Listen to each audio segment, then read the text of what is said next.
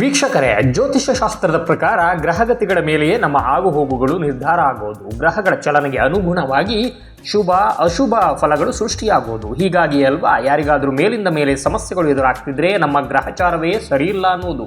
ಈ ಮಾತನ್ನ ನಾವು ನೀವೆಲ್ಲ ಕೇಳಿಯೇ ಇರ್ತೀವಿ. ಗ್ರಹಚಾರ ಕೆಟ್ಟಾಗ ಹಗ್ಗವು ಹಾವಾಗುತ್ತೆ ಅಂತಾರೆ. ಹೀಗಾಗಿ ಗ್ರಹಗತಿಗಳಿಗೆ ಅನುಗುಣವಾಗಿಯೇ ನಮ್ಮ ಬದುಕಲ್ಲಿ ಆಗುಹೋಗುಗಳು ಸೃಷ್ಟಿಯಾಗೋದು. ಪ್ರತಿ ಗ್ರಹವು 12 ರಾಶಿ ಚಕ್ರಗಳ ಮೂಲಕ ಸಂಚರಿಸುವಾಗ ಹಲವು ಯೋಗಗಳು ರೂಪುಗೊಳ್ತಾವೆ. ಈ ಯೋಗಗಳು ಕೆಲವರಿಗೆ ಶುಭ ಫಲವನ್ನ ಹೊತ್ತು ತಂದ್ರೆ ಇನ್ನೂ ಕೆಲವರಿಗೆ ಸವಾಲಿನ ಬದುಕಿಗೆ ಎದುರು ನಿಲ್ಲಿಸ್ತವೆ.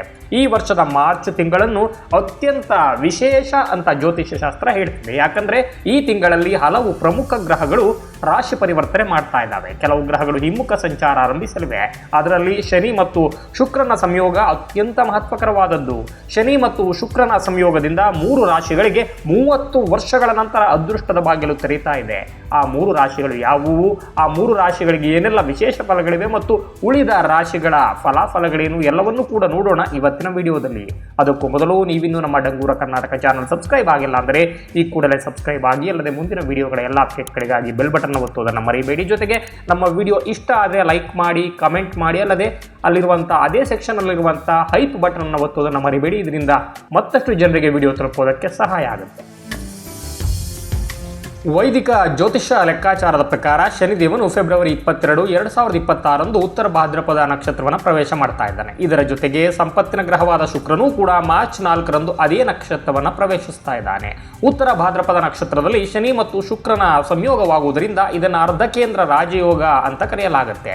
ಯಾಕಂದ್ರೆ ಶನಿ ಮತ್ತು ಶುಕ್ರರ ಸಂಯೋಗವನ್ನು ಯಾವಾಗಲೂ ಸಂಪತ್ತು, ಐಷಾರಾಮಿ ಮತ್ತು ಸ್ಥಿರತೆಯ ಸಂಕೇತ ಅಂತ ಜ್ಯೋತಿಷ್ಯ ಶಾಸ್ತ್ರ ಹೇಳುತ್ತೆ. ಶನಿ ಮತ್ತು ಶುಕ್ರರು ನೈಸರ್ಗಿಕ ಮಿತ್ರ ಗ್ರಹಗಳು. ಇವುಗಳ ಸಂಯೋಗ ಸಾಮಾನ್ಯವಾಗಿ ವ್ಯಕ್ತಿಯ ಜೀವನದಲ್ಲಿ ಶಿಸ್ತು ಮತ್ತು ಐಶ್ವರ್ಯದ ಸಮತೋಲನವನ್ನು ತರುತ್ತೆ. ಈ ಅವಧಿಯನ್ನ ಜ್ಯೋತಿಷ್ಯ ಧನಯೋಗ ಅಥವಾ ರಾಜಯೋಗಕ್ಕೆ ಸಮಾನವೆಂದು ಪರಿಗಣಿಸಿದೆ. ಇದರ ಪರಿಣಾಮ ಹಲವು ರಾಶಿಗಳ ಮೇಲಾಗಲಿದ್ದು ಬದುಕಿನ ದಾರಿಯೇ ಬದಲಾಗಿ ಹೋಗಲಿದೆ. ಇಷ್ಟು ದಿನ ಪಟ್ಟಿದ್ದ ಶ್ರಮ, ಇಷ್ಟು ಕಾಲ ಅನುಭವಿಸಿದ್ದ ನೋವುಗಳಿಗೆ ಇನ್ನು ಮುಕ್ತಿ ಸಿಗಲಿದೆ. ಈ ರೀತಿಯ ಅದ್ಭುತ ಯೋಗಕ್ಕೆ ಸಾಕ್ಷಿಯಾಗಲಿರುವ 3 ರಾಶಿಗಳಲ್ಲಿ ಮೊದಲನೆಯದು ಕುಂಭರಾಶಿ.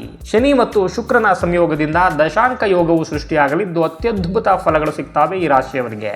ದೀರ್ಘಕಾಲದಿಂದ ಬಾಕಿ ಇರುವ ಕೆಲಸಗಳು ಈಗ ಪೂರ್ಣಗೊಳ್ಳಲಿವೆ.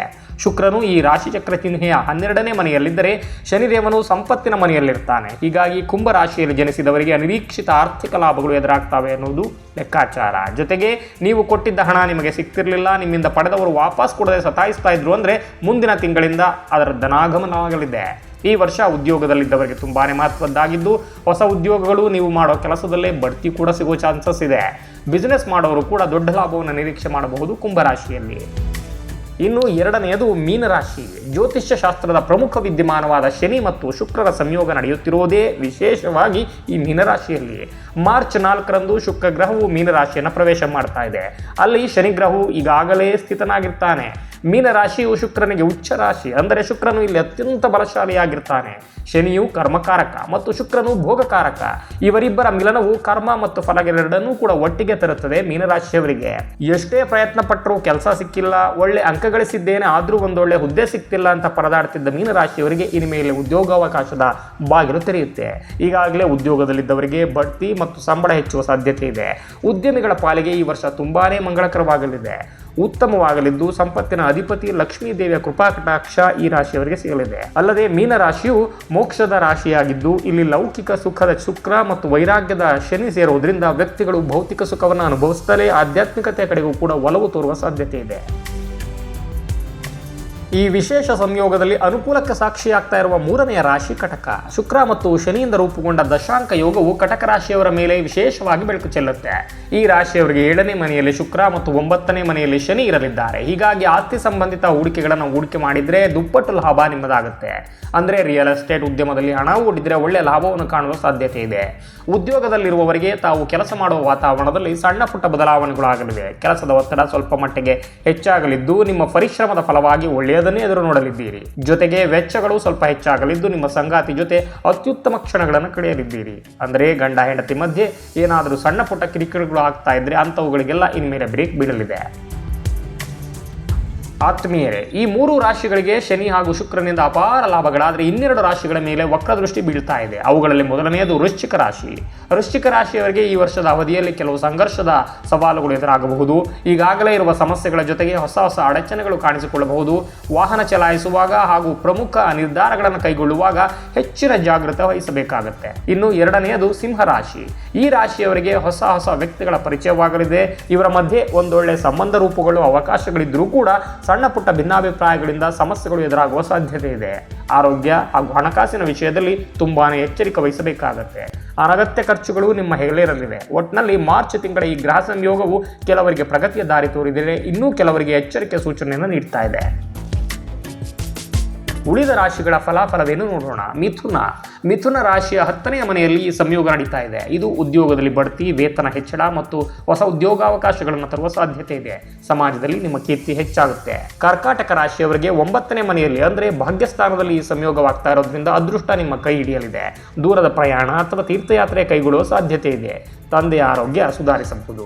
ಧನು ರಾಶಿಯವರಿಗೆ 4ನೇ ಮನೆಯಲ್ಲಿ ಅಂದರೆ ಸುಖ ಸ್ಥಾನದಲ್ಲಿ ಈ ಸಂಯೋಗವಿರೋದ್ರಿಂದ ಆಸ್ತಿ, ವಾಹನ ಖರೀದಿ ಮತ್ತು ಮನೆ ನವೀಕರಣಕ್ಕೆ ಇದು ಸಕಾಲ. ತಾಯಿಯ ಕಡೆಯಿಂದ ಲಾಭವಾಗಬಹುದು.